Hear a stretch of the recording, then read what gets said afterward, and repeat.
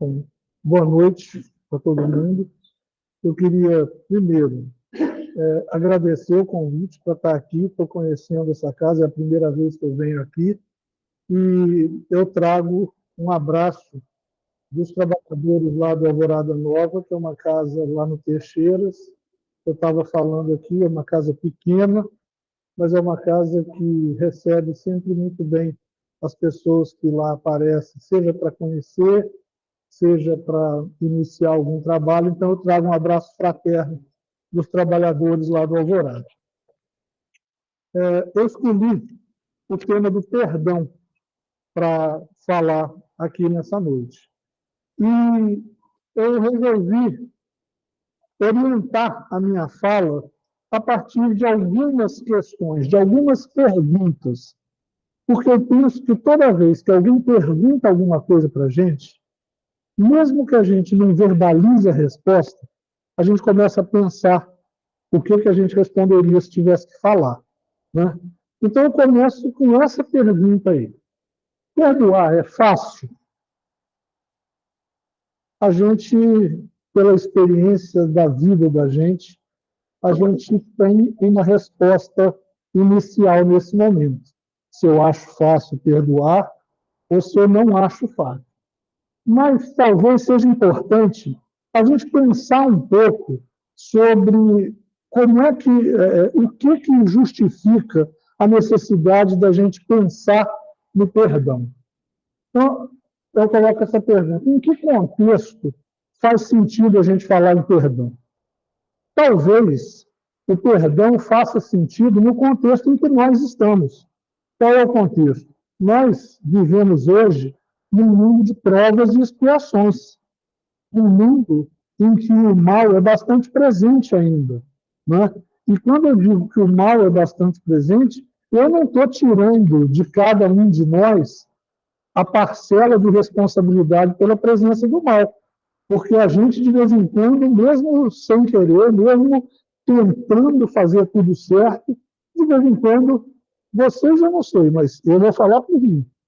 De vez em quando eu dou uma escorregada e, quando eu vir, eu já fiz alguma coisa que eu me arrependo, que não devia, e aí acaba, esse é o mal, né? Se não houvesse isso, se a gente estivesse num mundo mais evoluído, onde o mal não tem lugar mais, teria sentido falar em perdão? Não, porque se ninguém faz mal para ninguém, se ninguém ofende ninguém, ninguém distrata ninguém, não há o que perdoar. Nós vamos chegar nesse ponto. Mas hoje nós ainda não estamos lá.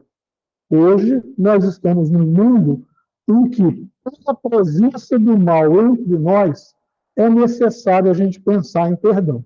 É necessário a gente pensar que, muitas vezes, como eu falei aqui, o mal que a gente recebe de alguma pessoa não é um mal intencional, não é um mal que foi feito para machucar, não é um mal que foi feito para ofender a gente, né? Então, a gente começa a perceber que o perdão faz sentido no contexto em que a gente está. E, para além disso, a gente vai perceber que existem muitas maneiras diferentes da gente trabalhar o perdão. Uma coisa é eu chegar aqui e, de propósito, pisar no pé da senhora. Eu olhei ali, disse ao pé e fui lá, ainda dei uma torcidinha assim para doer bastante. Isso é uma coisa. Outra coisa diferente é eu querer andar, eu estou olhando para o outro lado, o pé da senhora está aqui, eu acabo pisando sem querer, né? Então, nós temos situações como essa. Eu estou dando exemplos assim, bem bobos, mas para que a gente perceba que a mesma ação pode ter significados muito diferentes. A ação que eu dei nesse exemplo é pisar no pé, mas uma foi intencional, foi para causar dor, a outra foi sem querer. A outra eu nem percebi que eu estava fazendo isso, imediatamente eu tirei o pé, né? Então, é por conta dessas imperfeições morais que nós temos ainda, né, que a gente acaba criando situações de dor, de ofensa para aqueles que convivem com a gente. Aquele que se sente ofendido pode interpretar essa ofensa de duas maneiras básicas. Estão ali. A primeira que eu coloquei é valorizar a ofensa, valorizar no sentido de dar muito peso àquela ofensa. Falar, mas ele me ofendeu.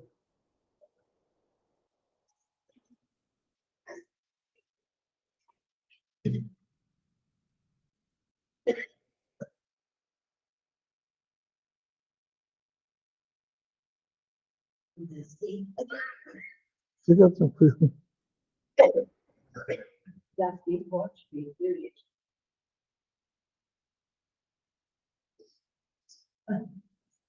Tudo certo?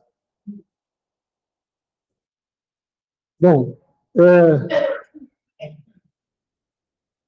que eu estava dizendo, então, é que essas ofensas, esses males que muitas vezes a gente causa aos outros, podem ser trabalhados de duas formas. A primeira é quando a gente fica muito próximo a isso, e aí começa a falar, mas ele pisou no meu pé, ele me atacou, ele me xingou, ele me fez isso, e aquilo assume uma proporção enorme na nossa vida, e a gente fica preso a essa situação. O que isso gera? Essa ofensa, a senhora quer mais um bolinho?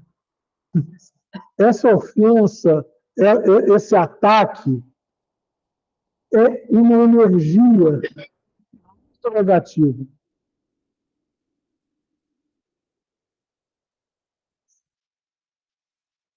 Tranquilo?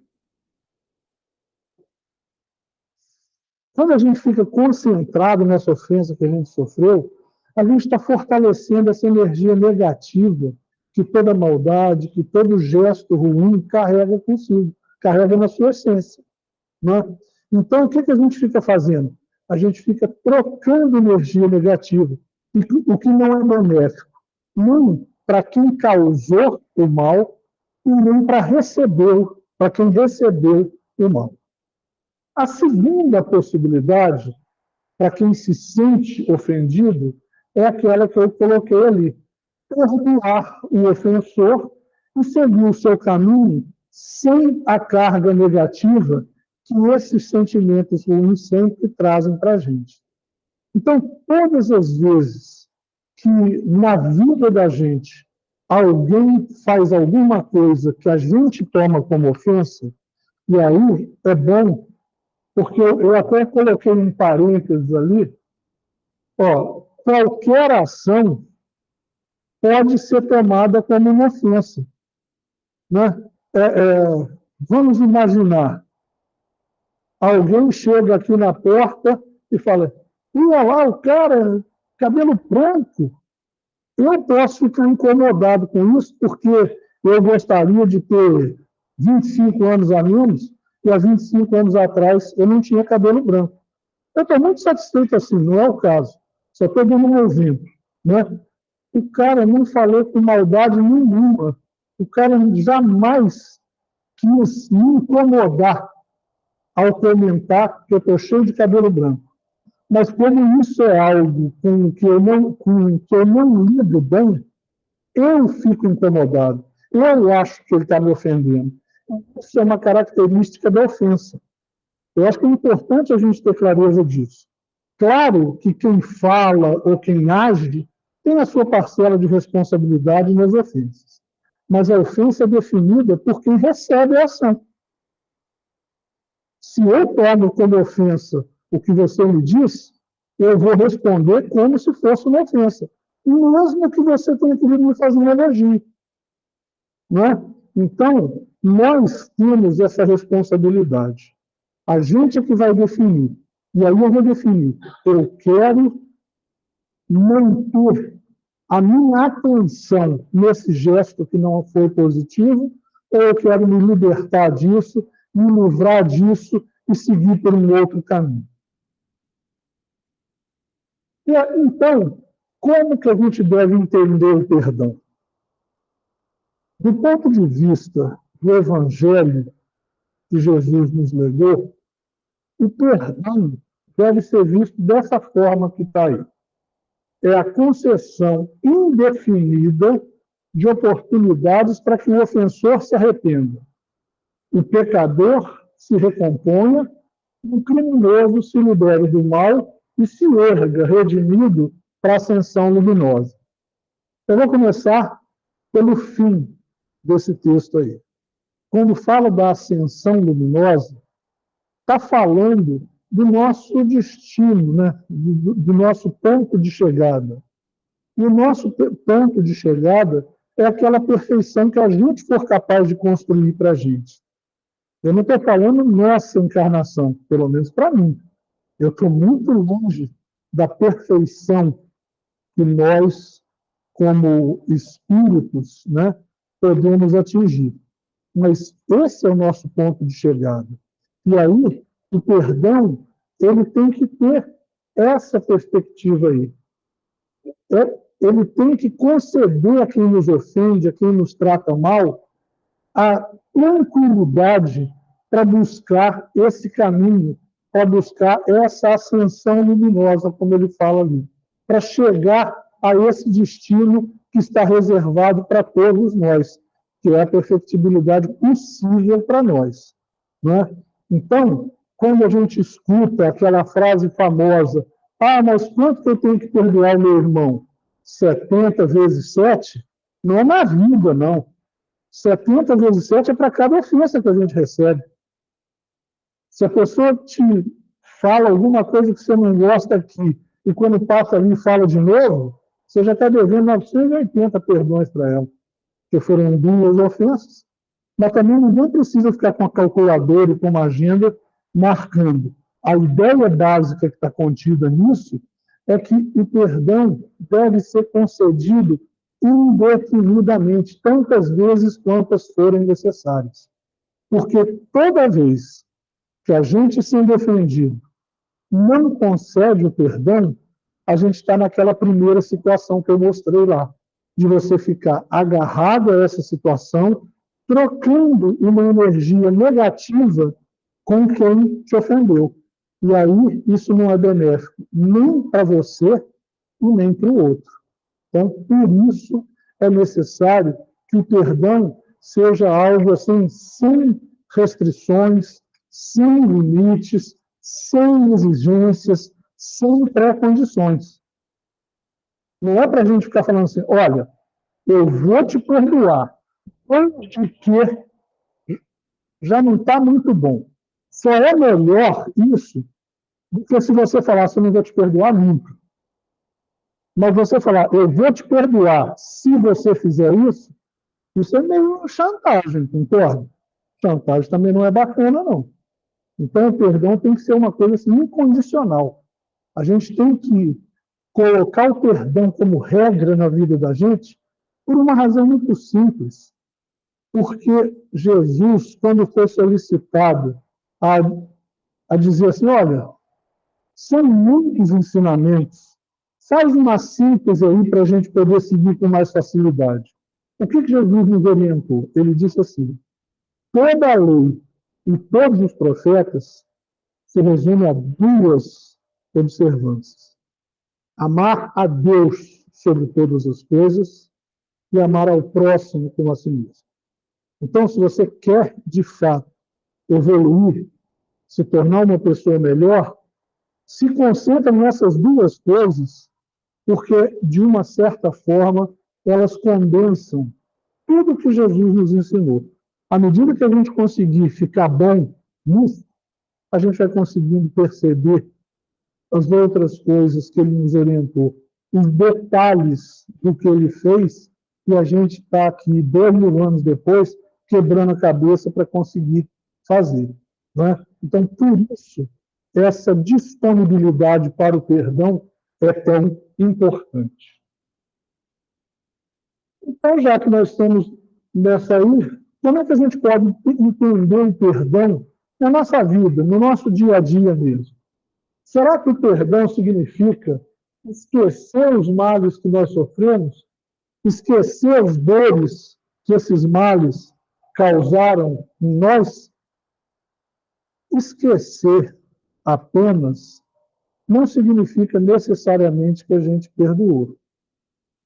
Às vezes, alguém vem, faz uma agressão pior, aí você se concentra nessa pior e esquece aquela outra. Mas não perdoou a pessoa que te fez. Quando você encontra com ela, você nem sabe mais por quê. Mas você fala, não vou com a cara desse sujeito. Ou seja, não houve perdão.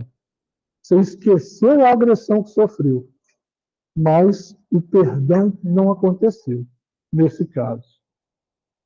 Será que perdoar é dizer para as pessoas que nos causam algum mal, está tudo bem, segue a vida, está tudo certo?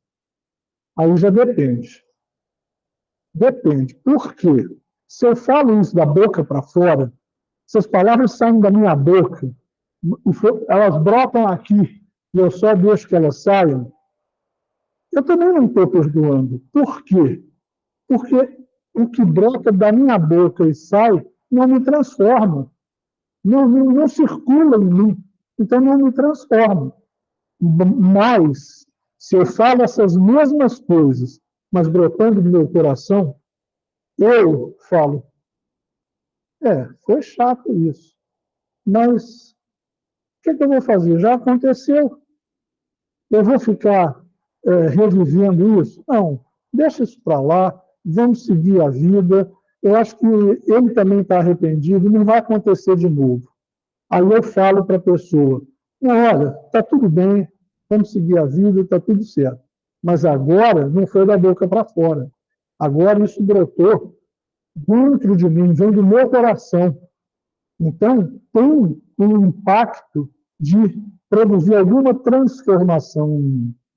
E aí a gente começa a falar sobre uma característica importante do perdão.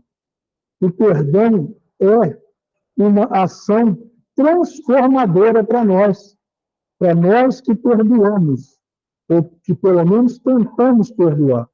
E é uma ação transformadora no sentido de promover a nossa reforma íntima na direção adequada, na direção de demonstrar amor ao próximo, de demonstrar que a gente é capaz de superar aquele desencanto, de superar aquele sofrimento, às vezes aquela decepção, porque dependendo de quem nos causa mal, a gente fica muito decepcionado, né?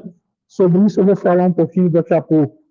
Mas quando a gente começa a perceber que a gente é capaz de lidar com essas coisas e seguir adiante sem ficar carregando o fardo disso, aí as coisas estão começando a melhorar. Por isso eu escrevi ali, depende de onde saem essas palavras. Se saem da minha boca, já estava aqui. Elas não representam o que eu estou sentindo de verdade. Foi uma fala de conveniência. Agora, se elas saem do meu coração, elas vêm de dentro de mim e me estimulam nessa transformação. Aí elas fazem sentido. Continuando na tentativa de entender o perdão, eu estou dizendo, né, eu estou explicitando isso que eu acabei de dizer. O que acontece quando a gente simplesmente, da boca para fora, diz para o outro que está tudo bem, mas a gente continua sentindo as mesmas coisas, ou quando a gente para, respira, e aí, assim, eu estou falando aqui, para, respira e depois responde, mas você pode ficar respirando 2 dias, uma semana, um mês, até conseguir falar com sinceridade que está tudo bem. Às vezes, uma coisa que para você aparentemente foi desse tamanho, para mim foi um impacto muito grande. Então, para eu te dizer com sinceridade, tudo bem, está tudo resolvido, não tem problema nenhum mais, eu vou ter que passar ali uma semana, um mês, até mais tempo, trabalhando isso, diminuindo aquela carga negativa que essa ação provocou em mim. Vocês estão compreendendo o que eu estou falando? O que eu falo faz sentido para vocês? Então, É disso que se trata. Pensar o perdão não como um gesto que demonstra a educação que a gente recebeu. Eu cheguei aqui, encontrei um menino dias, né? Conversei com ele, me pareceu um menino muito bem educado. Então, não é chegar assim por educação. O que é conveniente a gente falar numa situação dessa? Aí eu uso essa forma educada, mas que não representa o que eu sinto na verdade. É disso que nós estamos falando. Que perdoar não comporta fingimento da nossa parte, não comporta algo que não seja absolutamente sincero, algo que venha do fundo da nossa alma.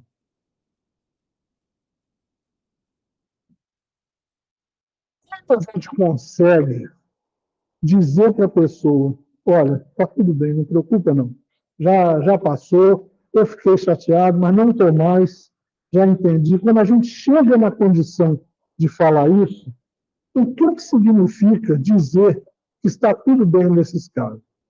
Significa, em primeiro lugar, que a carga emocional negativa que é associada a sentimentos nada nobres, sentimentos bem inferiores, que a gente sente toda vez que a gente é agredido, que a gente é ofendido, que a gente é enganado, que a gente recebe um mal qualquer, né?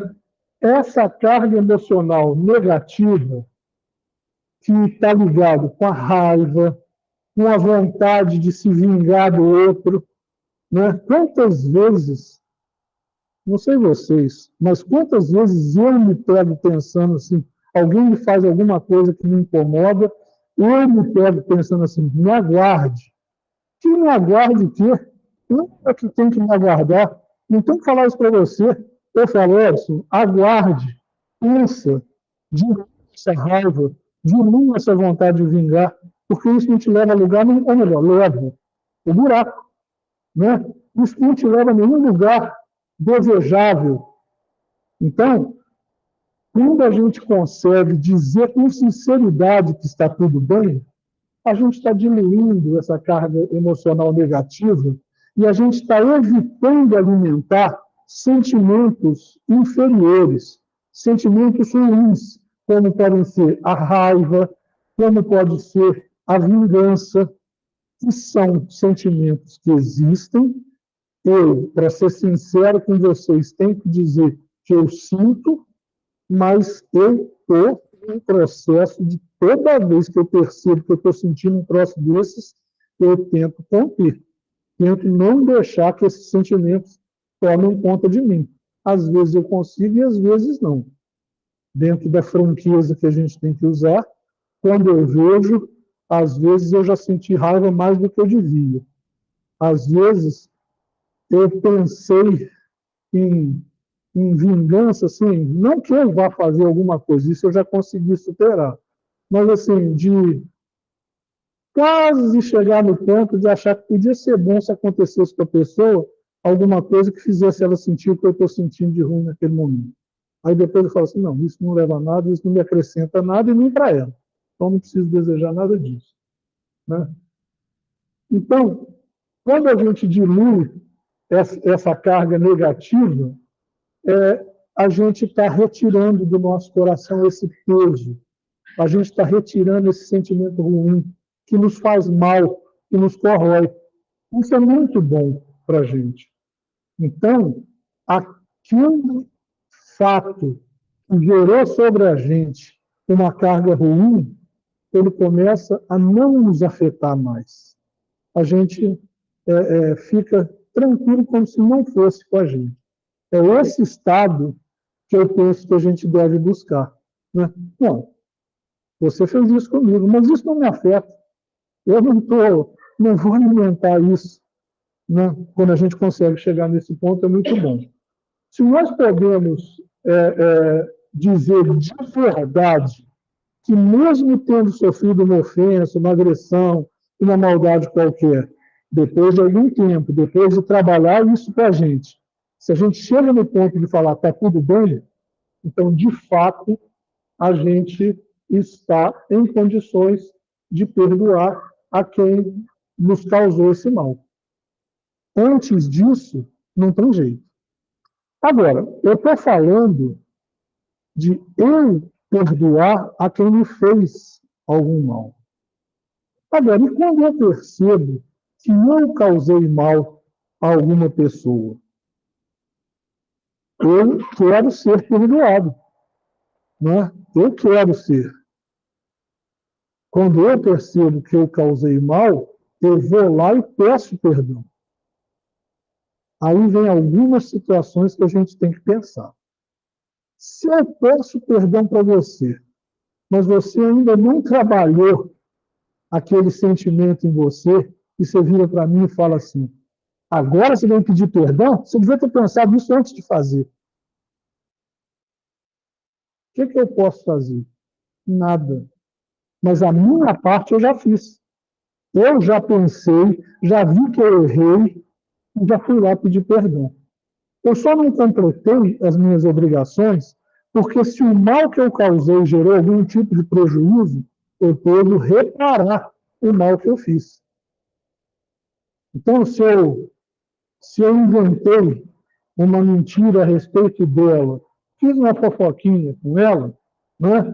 E isso é ruim, porque eu menti, porque eu falei mal a respeito dela e não é verdade, eu inventei, eu vou lá e falo, olha, no momento de raiva, eu fiz uma fofoca, eu inventei umas coisas, a senhora me perdoa. Se ela me perdoar, ótimo. Se ela não me perdoar, eu vou dizer assim, bom, eu espero que em algum momento mais para frente ela consiga me perdoar. Ela ainda está naquela semana, naquele mês, naquele ano que ela está trabalhando isso para poder falar com sinceridade que está tudo bem. Mas eu tenho que ir lá e falar, olha, lembra que eu falei isso a respeito dela? Era tudo mentira. Eu estava com raiva, não é nada disso. Pelo contrário, a conduta dela é sempre assim, assim, assim. Estou reparando o mal que eu causei. É necessário isso. Não? Porque se eu causo um mal, eu tenho que reparar esse mal. Não posso deixar a coisa mal parada desse jeito. Não? Então, eu voltei aqui sem querer. Por isso, tanto nessa situação que eu estou perdoando, quanto na situação que eu estou pedindo perdão, eu estou diminuindo essa carga negativa do mal que estava caracterizado ali. Por isso, eu estou contribuindo para não reverberar, para não fazer ficar circulando aqui entre nós essa energia negativa que esses sentimentos provocam. Vocês já repararam que quando a gente fica com raiva de alguma coisa, parece que nada dá certo na vida da gente? Ah, eu saí ali na rua, aí vi uma situação que eu não gostei, ou alguém me xingou ali, eu fiquei com uma raiva danada. Aí parece que tudo começa a dar errado daí para frente, por um bom tempo. Por quê? Porque a gente está tomado por esses sentimentos. E a gente sabe que as vibrações atraem vibrações semelhantes. Então, se eu estou permitindo que vibrações inferiores estejam emanando de mim, que tipo de vibração que eu estou atraindo? Vibrações inferiores também. Agora, se eu reajo a isso, eu vou tentar vibrar positivamente, eu estou atraindo para mim vibrações mais elevadas, vibrações que vão me ajudar a refazer esse entendimento das coisas, concorda? Então, nesse sentido, vejam bem, nada acontece sem o nosso esforço. Se a gente não se colocar como alguém que está buscando ou conceder o perdão ou receber o perdão, não adianta.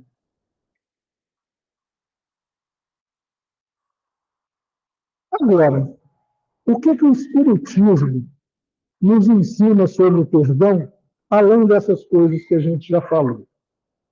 Uma coisa que eu acho muito interessante é que o Espiritismo nos mostra que nós somos espíritos imortais. Nós não somos eternos, porque nós fomos criados, a gente tem um ponto de partida. Mas é a perenidade da leitura de hoje. Nós somos imortais. Nós vamos continuar existindo para que a gente tenha a oportunidade de buscar se tornar um espírito cada vez melhor na nossa existência. E ensina para a gente também que se nós somos esse contínuo, né, se a gente continua ao longo de várias encarnações, a morte não resolve nada. A morte não, a morte é do corpo físico, não da nossa essência espiritual. Por isso, como nós reencarnamos nesse mundo repetidas vezes, o Espiritismo nos lembra, nos orienta, nos ensina que as ofensas, e que muitas vezes a gente fala, eu não fiz nada para ele, o cara vem me agredir, a gente considera gratuita, podem ser decorrentes de experiências passadas. A literatura espírita está cheia de citações a coisas, a reações que acontecem no mundo físico hoje, que têm fundamento em experiências passadas. Né? Às vezes não, a gente encarna para que a gente possa resgatar pendências que não foram bem resolvidas ao longo das nossas encarnações anteriores. Certo? Então, pode ser que dentro da minha casa tenha alguém lá com quem eu fui atricado, com quem eu andei brigando por umas 15 encarnações aí. Mas agora a espiritualidade falou, olha, eu vou botar vocês dois debaixo do mesmo teto para vocês aprenderem a conviver bem entre vocês. Vocês vão nascer numa condição em que o amor é natural ali. Vocês vão nascer como pai e filho, vocês vão nascer como irmãos. Nessa condição, a gente espera que vocês consigam resolver o que vocês não conseguiram lá. Né? Então, é disso que nós estamos falando quando eu estou falando das experiências passadas. Claro que eu estou falando aqui de uma situação que favorece o lado positivo da história. Mas acontece muitas vezes também da gente encontrar com algumas pessoas e, do nada, a gente achar que não foi com a cara daquela pessoa. O que a gente deve fazer é não alimentar esse tipo de sentimento. Mas a gente também não pode negar que isso acontece às vezes. Às vezes você conhece uma pessoa e, sem saber explicar por quê, você não sente nenhuma empatia com ela, você não sente nenhuma vontade de estar próximo. Né? Acontece isso. Então, o Espiritismo nos ensina que essas coisas podem ter relações com situações passadas. E vai que eu te fiz alguma maldade lá numa encarnação anterior, e você não precisou, não foi de um dia, nem de uma semana, nem de um ano. Você precisou de anos que você não teve na encarnação passada e ainda não me perdoou. Eu preciso desse perdão. E você precisa me conceder esse perdão. Isso o Espiritismo nos ensina. Então, nós somos estimulados a olhar carinhosamente para todas as pessoas. Ah, eu não fui com a cara dele.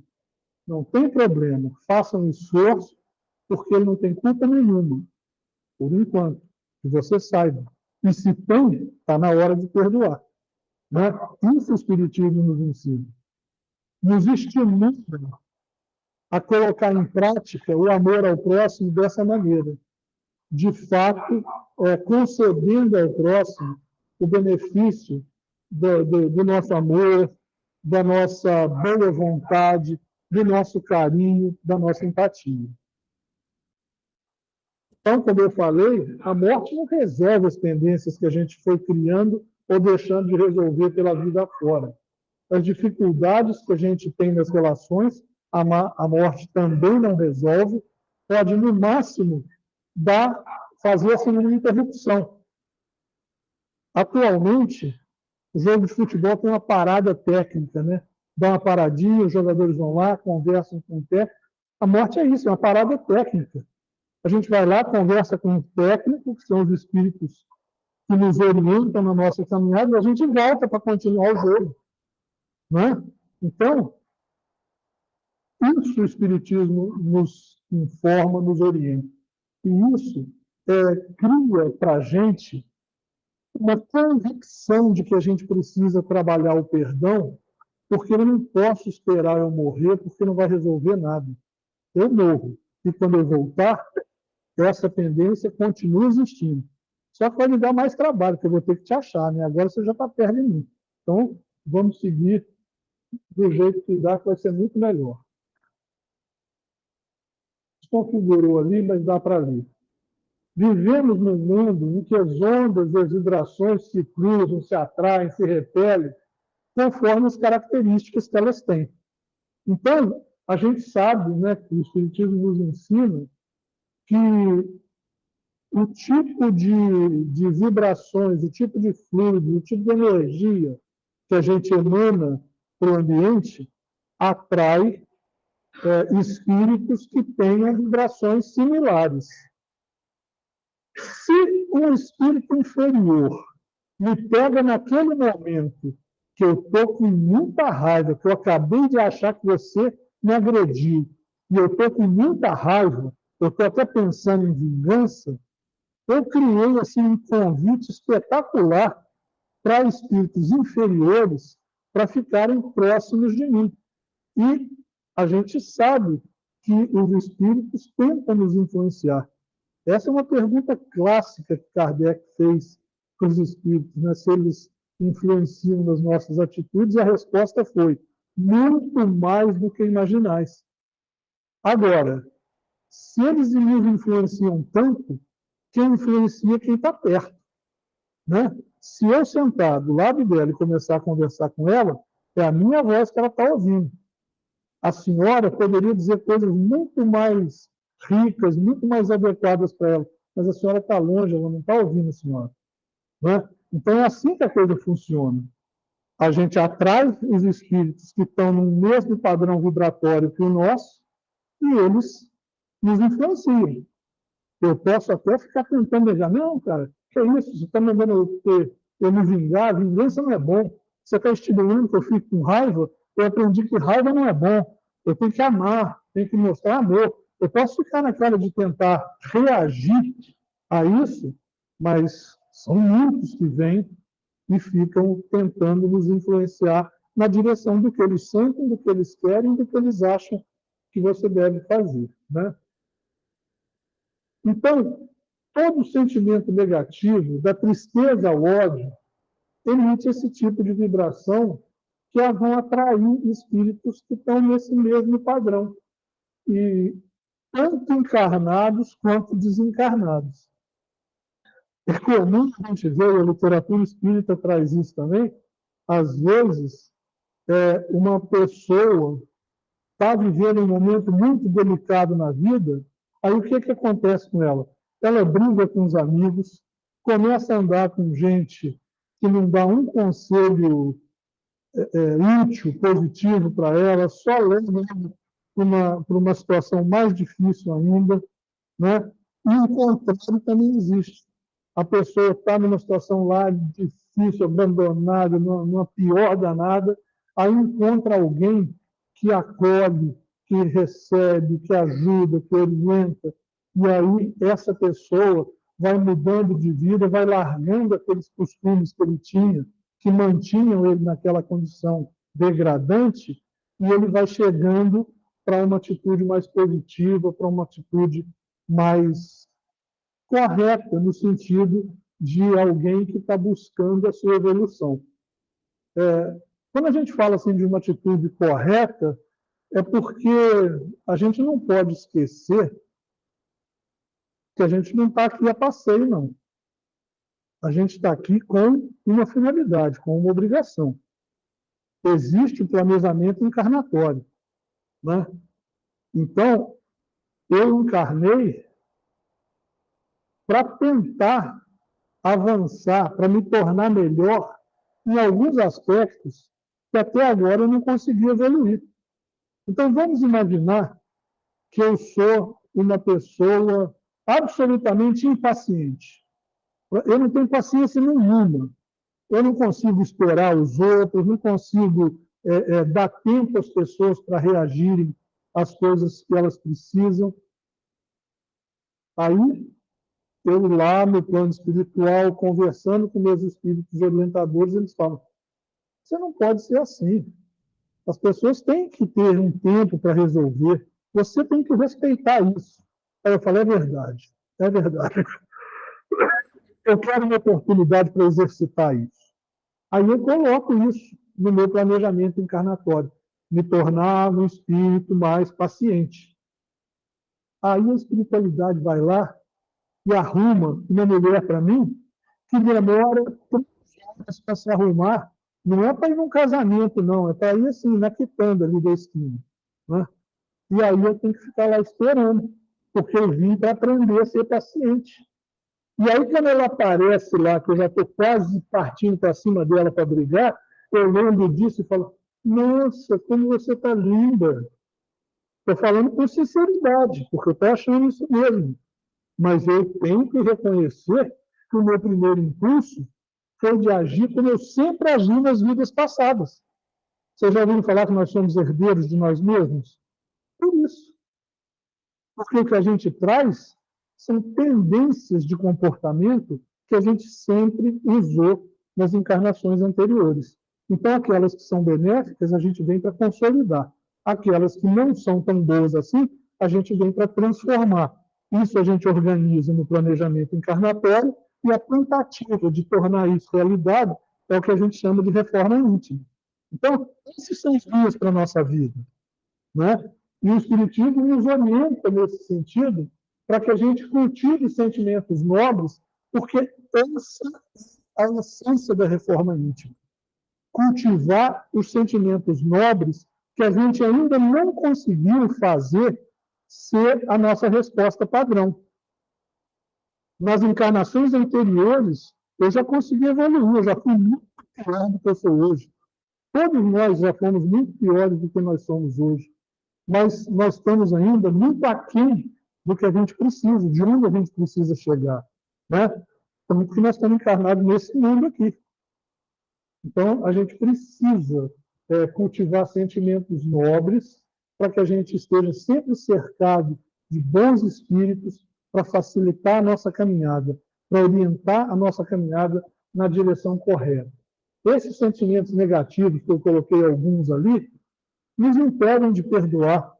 Em relação ao perdão, eles nos impedem de perdoar.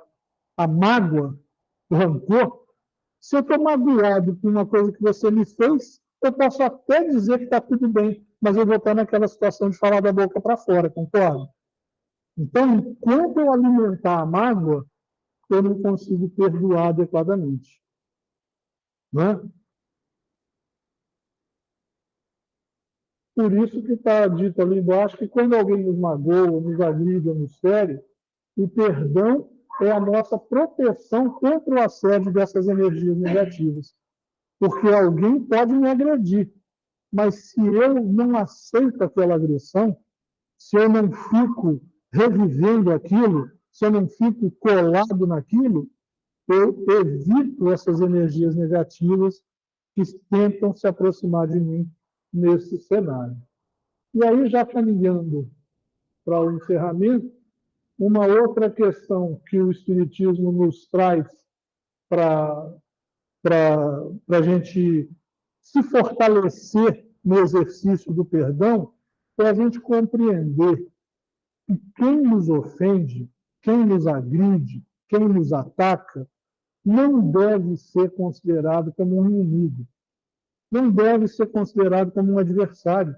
Porque quando Jesus nos orienta a amar ao próximo como a si mesmo, o amor ele tem a capacidade de estimular o perdão. Ele tem a capacidade de retirar essa carga negativa da relação entre as pessoas. Então, quando alguém me ofende, Eu não vou transformar essa pessoa num inimigo meu, nem num adversário. Eu vou entender essa pessoa como alguém que está espiritualmente doente, que, portanto, precisa da minha ajuda para se recuperar.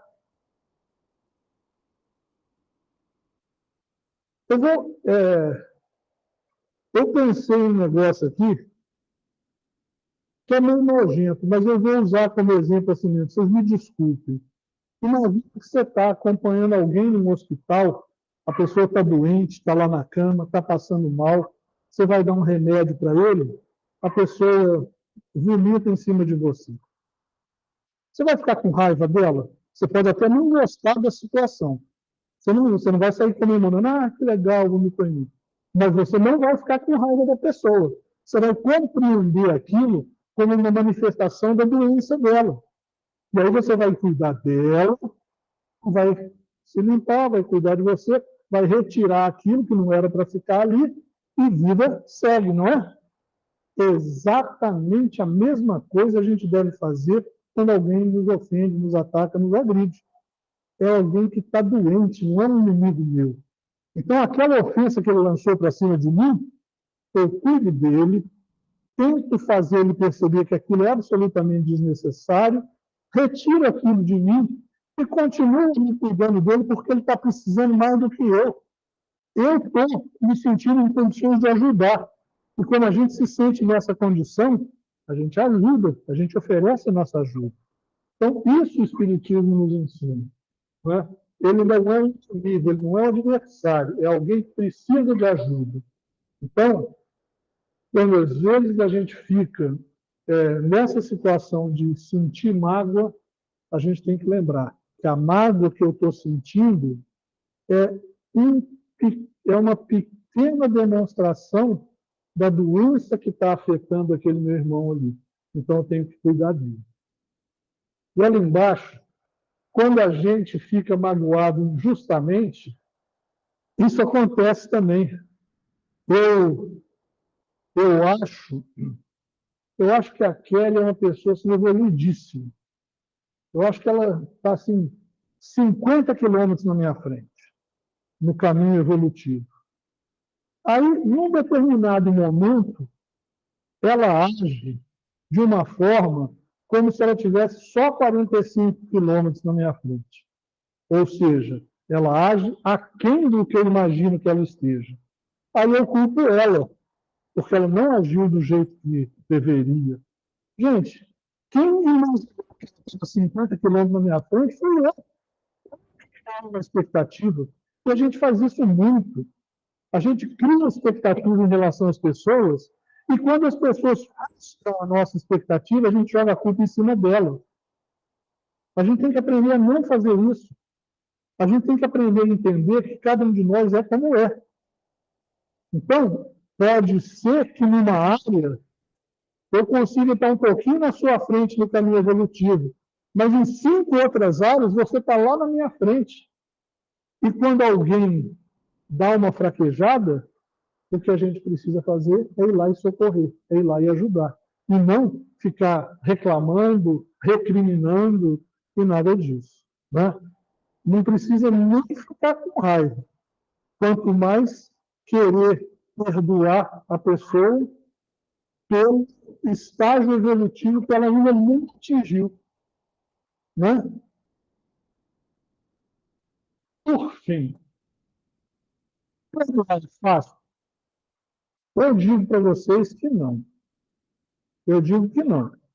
Agora, às vezes, a gente coloca dificuldades maiores que as reais. Por quê? Porque se eu tenho empenho em aprender a perdoar, se na minha reforma íntima eu exijo de mim que eu esteja atento às situações em que eu devo perdoar os outros, ou devo pedir perdão aos outros, vai ficar mais fácil. Eu estou prestando atenção. Então, a tendência é que quando a coisa comece a se configurar como um problema, eu já vou lá e ataco as causas iniciais. Então, a coisa não cresce. Agora, se eu não estou empenhado nisso, o problema é que uma proporção enorme. E aí, às vezes, pedir perdão fica mais difícil. Estou falando da vida prática. Na vida prática. Às vezes, a pessoa fica com vergonha, às vezes a pessoa, não, eu não vou pedir perdão não, porque ele também errou comigo, ele tem que pedir primeiro, que é orgulho, né? Então, se a gente está imbuído de se transformar intimamente, de buscar ser um espírito mais evoluído do que a gente vinha sendo, perdoar é menos difícil. Se a gente não está ligando para isso, aí perdoar é quase que impossível, embora pareça mais fácil, porque aquele espírito não está preocupado em, como é que se diz? Preocupado em retirar a carga negativa para exercer o perdão. Ele perdoa da boca para fora e acha que está perdoando. Aí ele pensa que é fácil. Né? Só que, no primeiro momento que ele reencontra a pessoa, ele quer dar uma cutucada, ele quer fazer uma vingancinha, ele quer dar uma provocada. Isso não é perdão, isso não é jeito de agir. Então, ainda que seja difícil aprender a perdoar e praticar o perdão, não são escolhas que nós podemos fazer. A gente não tem o direito de escolher não perdoar. São necessidades evolutivas indispensáveis ao cumprimento da perfectibilidade que nos é possível. A gente não tem a opção de falar assim, não, eu não quero saber desse negócio de perdão, não. Eu vou seguir a minha vida sem buscar nada disso e estou muito feliz assim. Isso é falso, isso é mentiroso. Né? Aprender a perdoar é uma necessidade que a gente tem. Porque quando a gente perdoa, a gente abre as possibilidades para que aquelas pendências, aquelas ofensas, tudo aquilo que estava agarrando o nosso desenvolvimento, que estava agarrando a nossa possibilidade de interagir positivamente com o outro, né? Quando a gente consegue perdoar, a gente libera tudo isso e fica tudo mais fácil. Então, não tem essa de falar, não, eu prefiro não perdoar, eu vou seguir meu caminho sem perdoar. Você pode fazer isso porque o livre-arbítrio nos garante essa possibilidade. Mas eu tenho que te avisar que você está atrasando o seu caminho. Se você fizer essa escolha, você está atrasando o seu caminho. Você vai ter que voltar, vai ter que aprender a perdoar, e talvez, com essa atitude, você já tenha agravado ainda mais as situações. Então, uma reparação que era fácil no início, talvez já não seja tão fácil assim, porque você não se esforçou para aprender a perdoar. Eu não sei se essas coisas que eu trouxe aqui para conversar com vocês ajudam a refletir sobre uma necessidade evolutiva nossa, né? Mas a intenção, obviamente, que não é acusar, muito pelo contrário. A intenção é provocar uma reflexão sobre um tema que me parece muito importante e muito necessário. No mundo que a gente está vivendo, se nós formos mais predispostos ao perdão, talvez a gente consiga estabelecer mais facilidade, mais felicidade para a nossa vida terrena, porque as dificuldades já são muitas. E quando a gente, pelo menos, tem o conforto de se sentir perdoado ou de poder perdoar alguém, a vida ganha leveza, a vida ganha alegria. E a gente precisa disso para seguir. Então, a minha intenção era provocar uma reflexão que pudesse trazer esses sentimentos positivos para a nossa vida. Eu agradeço a atenção de vocês, e é isso.